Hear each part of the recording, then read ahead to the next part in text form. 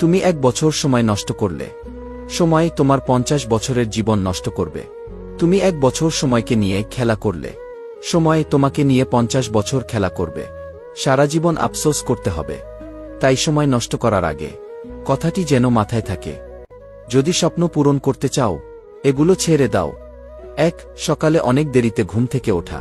2. সারা দিন কিছু না করে শুয়ে বসে থাকা। 3. জীবনের কোনো উদ্দেশ্য বা টার্গেট না থাকা। 4. আবেগ এবং মিথ্যে সম্পর্কের পিছে ছোটা। 5. সারাদিন ফোনে ভিডিও দেখা। 6. সারাদিন বন্ধুদের সাথে আড্ডাবাজি করে সময় কাটানো।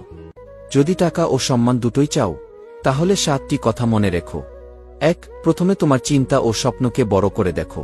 2. রুটিন তৈরি করে নাও, তাহলে তোমার ফালতু সময় নষ্ট হবে না। 3. তোমার সময়কে এমনভাবে কাজে লাগাও যেন ভবিষ্যতে তোমার প্রতি সেকেন্ডের মূল্য 1000 টাকা হয়। 4. এমনভাবে নিজেকে তৈরি করো যেন তোমার সঙ্গে দেখা করার জন্য সবাইকে পারমিশন নেওয়া লাগে। 5. নিজেকে এমনভাবে তৈরি করো যেন তোমার বাবা মা গর্ব করে বলতে পারে তুমি তাদের যোগ্য সন্তান।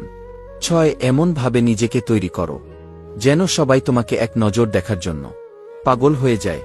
7. যখন তুমি সফল হবে, যখন সবাই তোমাকে গুরুত্ব দেবে, সম্মান করবে, এটাই তোমার সবচেয়ে সেরা ইনকাম। জীবনে সফলতা আসে না 7টি কারণে। 1. রুটিন অনুযায়ী জীবন পরিচালনা না করা। 2. আজ না, কাল থেকে শুরু করব বলা। 3. এখনো অনেক সময় বাকি আছে ভাবা। 4. সকল কাজের বেলায় আলসেমি করা। 5. আমার দ্বারা এসব সম্ভব হবে না ভাবা। 6. প্রয়োজন ছাড়া ফোন ব্যবহার করা। 7. সারাক্ষণ শুধু আনন্দ ফুর্তি ও আড্ডা দিয়ে সময় কাটিয়ে দেওয়া। সবার চেয়ে এগিয়ে থাকতে এই 4টি কাজ করো। 1. সবাই যখন আড্ডা দিচ্ছে, তখন তুমি পড়াশোনা করো। 2. সবাই যখন পড়াশোনা নিয়ে ব্যস্ত, তখন তুমি চাকরির বই পড়ো বা টিউশনি করো। 3. সবাই যখন চাকরির বই পড়বে, তখন তুমি ব্যবসা শুরু করো। 4. সবাই যখন চাকরি করবে, তখন তুমি চাকরি ও ব্যবসা দুটোই করো।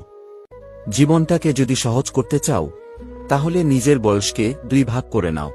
প্রথম ভাগ 35 বছর পর্যন্ত, এটা পরিশ্রম করে ইনকামের বয়স। দ্বিতীয় ভাগ 35 বছর থেকে পুরো জীবন, এটা জমিয়ে রাখা টাকা দিয়ে ব্যবসা করার বয়স। কারণ এই বয়সে শরীরে শক্তি কমতে থাকে, যার ফলে পরিশ্রম করা সম্ভব হয় না।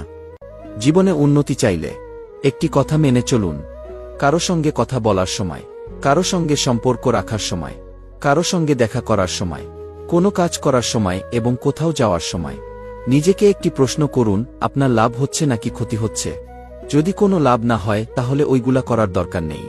মনে রাখবেন, বর্তমান পৃথিবীতে স্বার্থ ছাড়া চললে কোথাও আপনার মূল্য থাকবে না।